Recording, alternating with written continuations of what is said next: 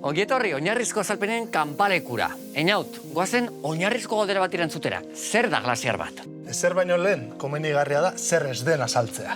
Askotan hasten ditugun arren, glasiar bat ez da izeberg bat. Izebergak ur gainean flotatzen dauden izotz blokeak dira. Eta glasiarrak? Tira, glasiarrak lurrazalean dauden izotzezko erreka modukoak, mugimendu eta dinamika propioa daukatenak. Maldan bera mugitzen dira eta pentsa zer indarrarekin paisaiak igatu eta modelatzeko gauza baitira. Lur planetan, ezagunenak eta handienak izotz kontinentalak dira. Gaur egun, Groenlandian eta Antartikan daudenak.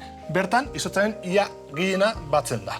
Eta badira baita, mendiko glasiarrak ere, mendikate nagusitan barreiatzen direnak. Izan Alaskan, Patagonian, Islandian, Alpetan, eta nola ez, etxondoan ditugun Pirineoetan. Eta zein da Pirineotako glasiarren egoera? Ba, begira Arnaitz, gaur egun 15 glasiar aktiboa daude. Agian asko irudituko zaizkizu, ezta? Ba, atera kontuak, 80ko hamarkadan 51 glasiar zeuden.